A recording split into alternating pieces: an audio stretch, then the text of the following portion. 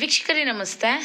ನಾನು ಇವತ್ತು ಈ ವಿಡಿಯೋ ಮಾಡೋ ಉದ್ದೇಶ ಏನು ಅಂತಂದರೆ, ಅದರಲ್ಲೂ ಸ್ಪೆಷಲ್ಲಾಗಿ ಒಬ್ಬ ಮಹಿಳೆಯ ಬಗ್ಗೆ, ಸೋಷಿಯಲ್ ಮೀಡಿಯಾದಲ್ಲಿ ತುಂಬಾ ಫೇಮಸ್ ಆಗಿರುವಂತಹ ಮಹಿಳೆಯ ಬಗ್ಗೆ ನಾನು ಮಾತಾಡೋಕೆ ಹೋಗ್ತಾ ಇದ್ದೀನಿ. ಅವ್ರ ಹೆಸರು ನೀವು ಸಾಮಾನ್ಯವಾಗಿ ಸೋಷಿಯಲ್ ಮೀಡಿಯಾದಲ್ಲಿ ನೋಡೇ ಇರ್ತೀರ. ಇದು ಭಾರಿ ದೊಡ್ಡ ಮಟ್ಟದಲ್ಲಿ ಸಹ ವೈರಲ್ ಆಗ್ತಾ ಇದೆ.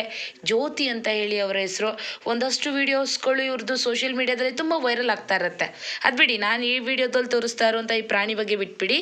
ಇದು ನನ್ನ ಮುದ್ದಿನ ನಾಯಿ ಮರಿ. ನಾನು ಇದನ್ನು ನೋಡ್ತಾ ವಿಡಿಯೋ ಮಾಡ್ತಾ ಇದ್ದೀನಿ ಅಷ್ಟೇ, ಇನ್ನೇನು ಇಲ್ಲ. ಇವನನ್ನು ಈಗ ತಾನೇ ಡ್ಯೂಟಿಯಿಂದ ಬಂದೆ, ಇವನನ್ನು ನೋಡ್ತಾ ವಿಡಿಯೋ ಮಾಡೋದ್ರಲ್ಲಿ ಒಂಥರ ಖುಷಿ. ಅದಕ್ಕೋಸ್ಕರ ಈ ವಿಡಿಯೋದಲ್ಲಿ ಇವನ್ನ ತೋರಿಸ್ತಾ ಇದ್ದೀನಿ ಅಷ್ಟೇ. ಅದು ಬಿಟ್ಟರೆ ನಾನು ಈ ವಿಚಾರನ ಯಾಕೆ ಮಾತಾಡ್ತಾ ಇದ್ದೀನಿ ಅಂತ ಅಂದರೆ ವೀಕ್ಷಕರೇ, ಇಲ್ಲಿ ನನಗೆ ತುಂಬಾ ಇವರ ವೀಡಿಯೋಸ್ಗಳನ್ನು ನೋಡಿದಾಗ ಖುಷಿ ಆಗೋದು. ಯಾಕಂದರೆ ಇವರು ಯಾರಾದರೂ ನಮ್ಮ ಸೊಸೈಟಿನಲ್ಲಿ ನಡೀತಾ ಇರ್ತಲ್ಲ, ಯಾವುದಾದ್ರೂ ಒಂದು ಹಿಂಸಾತ್ಮಕ ಘಟನೆಗಳಾಗಿರ್ಬೋದು ಅಥವಾ ಯಾವುದಾದ್ರೂ ಒಂದು ಕೆಟ್ಟ ಘಟನೆಗಳಾಗಿರ್ಬೋದು, ಅದ್ರ ಬಗ್ಗೆ ತುಂಬ ಧೈರ್ಯವಾಗಿ ಮಾತಾಡ್ತಾ ಇದ್ರು. ಬಹಳ ಸ್ಪಷ್ಟವಾಗಿ ಧ್ವನಿಯನ್ನು ಎತ್ತುತ್ತಾ ಇದ್ರು. ಇವರು ಮಾತಾಡುವಂತಹ ಅವಾಚ್ಯ ಶಬ್ದಗಳನ್ನ ಬಿಟ್ಬಿಡಿ, ಅದನ್ನು ಬೈಯೋದಕ್ಕೆ ಇವರು ಬಳಸ್ತಾ ಇದ್ರು. ಮೂಲತಃ ಇವರು ಮಂಡ್ಯದವ್ರು ಅನ್ಸುತ್ತೆ, ಅದ್ರ ಬಗ್ಗೆ ನನಗೆ ಹೆಚ್ಚಿನ ಮಾಹಿತಿ ಇಲ್ಲ. ಬಟ್ ಆದರೆ ಇವರು ತುಂಬ ಯಾರಾದರೂ ತಪ್ಪು ಮಾಡಿದ್ರೆ ಅವ್ರಿಗೆ ತುಂಬ ಕ್ವೆಶನನ್ನು ಮಾಡ್ತಾಯಿದ್ರು. ನಾನು ತುಂಬ ಖುಷಿಯಿಂದ ಇವ್ರ ವೀಡಿಯೋಸ್ಗಳನ್ನು ನೋಡ್ತಾ ಇದ್ದೆ. ಇವರು ಬಿಡದಿಯ ರೈತರ ಪರವಾಗಿ ಧ್ವನಿಯನ್ನು ಎತ್ತಿದ್ರು. ಆಯಿತು, ನಾವು ಸಹ ಇವರಿಗೆ ಸಪೋರ್ಟ್ ಮಾಡೋಣ, ಖುಷಿಯ ವಿಚಾರನೇ, ಅದೆಲ್ಲ ಒಳ್ಳೆಯದೇ. ಬಟ್ ಆದರೆ ಇವತ್ತು ಸ್ಪೆಷಲಿ ಡಿ ಕೆ ಶಿವಕುಮಾರ್ ಅವ್ರಿಗೆ ಬೈದಿದ್ದಾರೆ. ಹೌದು, ಡಿ ಕೆ ಶಿವಕುಮಾರ್ ಅವರು ಬಿಡದಿಯಲ್ಲಿ ರೈತರಿಗೆ ಬಳಿ ಒಂದು ಜಮೀನನ್ನು ಕೇಳಿದಂತಹದ್ದಿರ್ಬೋದು ಅಥವಾ ಅಲ್ಲಿ ನಡೆದಂತಹ ಘಟನೆಗಳಿರ್ಬೋದು, ನಾವು ಅದನ್ನು ವಿರೋಧ ಮಾಡ್ತೀವಿ. ಡಿ ಕೆ ಶಿವಕುಮಾರ್ ಅವರು ಏನು ಜಮೀನನ್ನು ಕೇಳಿದ್ರು ರೈತರ ಬಳಿ, ಅದು ನಮಗೂ ಸಹ ಇಷ್ಟ ಇಲ್ಲ. ಬಟ್ ಆದರೆ ನಮ್ಮ ರಾಜ್ಯದ ಮುಖ್ಯಮಂತ್ರಿ ಅವ್ರದ್ದೇ ಆದಂತಹ ರೀತಿಯಲ್ಲಿ ಕಾರ್ಯವನ್ನು ನಿರ್ವಹಿಸ್ತಾ ಇದ್ದಾರೆ. ಅವರ ಸ್ಥಾನಕ್ಕೆ ಅವ್ರದ್ದೇ ಆದಂತಹ ಗೌರವ ಇದೆ. ಸೊ ಆ ಗೌರವವನ್ನು ನಾವು ಅವರಿಗೆ ಕೊಡಬೇಕು. ಅದು ಬಿಟ್ಟು ಅವರಿಗೆ ಅವಾಚ್ಯ ಶಬ್ದಗಳನ್ನು ನಿಂದಿಸುವಂಥದ್ದು, ಆ ರೀತಿ ಮತ್ತೊಂದು ಮಾತನ್ನು ಬನ್ನಿ ನೀವು ನೋಡ್ಬೋದು ವಿಡಿಯೋದಲ್ಲಿ ಅವ್ರು ಮಾತಾಡೋವಂಥದ್ದು, ಆ ರೀತಿಯ ಮಾತುಗಳನ್ನು ಹೇಳುವಂಥದ್ದು ನಿಜವಾಗ್ಲೂ ತುಂಬಾ ಬೇಜಾರಾಯಿತು.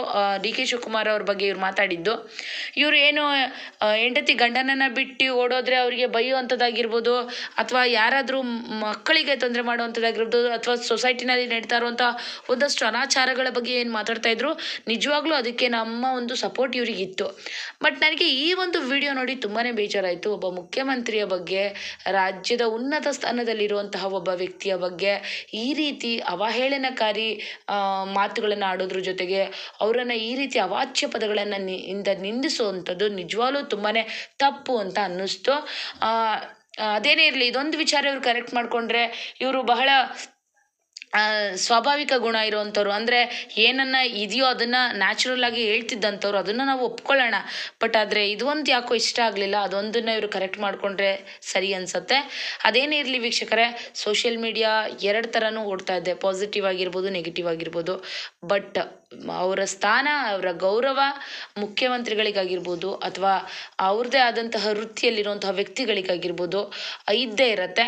ತೀರಾ ಅವರು ಅತಿರೇಕಕ್ಕೆ ಹೋಗಿ ಕೆಲವೊಂದು ತಪ್ಪುಗಳನ್ನು ಮಾಡಿದ್ರೆ ಅವ್ರ ಜೊತೆ, ಅಂದರೆ ಏನು ಸೋಷಿಯಲ್ ಮೀಡಿಯಾ ಇನ್ಫ್ಲುಯೆನ್ಸರ್ಸ್ ಇರ್ತಾರಲ್ಲ, ಅವ್ರ ಜೊತೆ ಸೇರಿ ನಾವು ಸಹ ಪ್ರಶ್ನೆ ಮಾಡ್ಬೋದು. ಬಟ್ ಈ ಒಂದು ವರ್ತನೆ ಯಾಕೋ ಸರಿ ಅನಿಸ್ಲಿಲ್ಲ ಅಂತ ನನ್ನ ಅಭಿಪ್ರಾಯ. ವೀಕ್ಷಕರೇ, ಈ ವಿಚಾರದ ಬಗ್ಗೆ ನಿಮ್ಮ ಒಂದು ಅಭಿಪ್ರಾಯವನ್ನು ತಪ್ಪದೆ ಕಾಮೆಂಟ್ನಲ್ಲಿ ತಿಳಿಸಿ. ಹಾಗೆ ನನ್ನ ಈ ಪುಟ್ಟ ಕಂದಮ್ಮನ ಬಗ್ಗೆಯೂ ಸಹ ಕಾಮೆಂಟ್ನಲ್ಲಿ ತಿಳಿಸಿ. ಯಾಕಂದರೆ ಇವನು ನನಗೋಸ್ಕರ ಕಾಯ್ತಿರ್ತಾನೆ. ಇವತ್ತು ಯಾಕೋ ಬೇರೆ ನಾಯಿಗಳು ಬಂದು ಇಲ್ಲೇನೋ ಕಚ್ಚಿಬಿಟ್ಟಿದ್ದಾವೆ ಇವಕ್ಕೆ, ಅದಕ್ಕೆ ಇವನು ಭಯ ಪಟ್ಕೊಂಡು ರೂಮೊಳಗೆ ಬಂದು ಮಲ್ಕೊಂಡಿದ್ದಾನೆ. ಇವನ ಬಗ್ಗೆಯೂ ಸಹ ನಿಮ್ಮ ಅಭಿಪ್ರಾಯ ತಿಳಿಸಿ. ಧನ್ಯವಾದಗಳು ವೀಕ್ಷಕರೇ.